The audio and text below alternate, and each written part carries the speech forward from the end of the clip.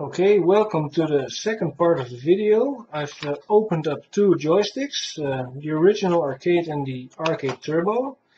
First, let's look at the inside of the original arcade. This is from a model with a micro switch.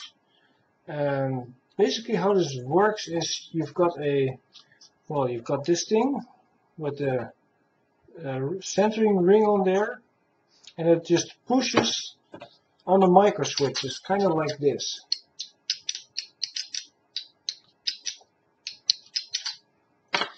The rubber itself, it's like this. It's this thing here, and that takes care of the centering. And this particular one is really nice and soft. This is from the arcade turbo, and this has the different type of rubber in there, which is, I think, a bit stiffer. It's different, and it's a thing that kind of, just like an old garden hose can start to crack. It just has a slightly different feel to it. Now let's look at the leaf switches. A leaf switch model looks like this. It's really just a piece of springy metal. It's quite different than a micro switch, and I think this is, not as good. It can either be too sloppy or too stiff. Also, you can bend it. But luckily, if you have one of these, you can actually replace it with a micro switch. If you turn the board here, you see three holes around here, with three soldering pads. Well, actually, you can put a micro switch in there, so they thought of that.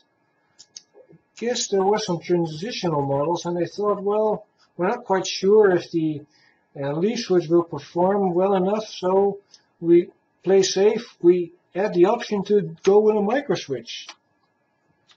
Another thing is that the later models have an internal wiring connector, so if your joystick cable is broken, you can easily replace it. But with the older models, like this one, it's soldered on the board. It's not really a big deal if you're handy with a soldering iron, but still, it's a small change they made. Other than that, the two sticks aren't really all that different. Another thing, if you want to replace a leaf switch version with a micro switch, is this thing. The leaf switch models have an extra bit of plastic, and it's not there on the micro switch version. So, just to demonstrate, I can just pull this tiny little piece out. That's in all the leaf switch versions. So if you take it out, you have it basically prepared for a micro switch. Well, that's pretty much all I have to say about the Suzo joysticks. I hope it sort of clarified things, and maybe you can open your own joysticks and look what's inside. Maybe you've got a different revision, I don't know. Would be interesting though. Oh, and another final thing. Some of these have a little production or test sticker in there.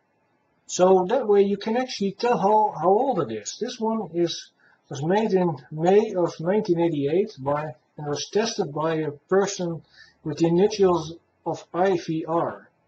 So I don't know if there's some people from Suzo in Rotterdam who actually assembled these, but if you are one of these, let me know. I want to know the story about the whole design revisions and the different models that you made. Well, that was pretty much it.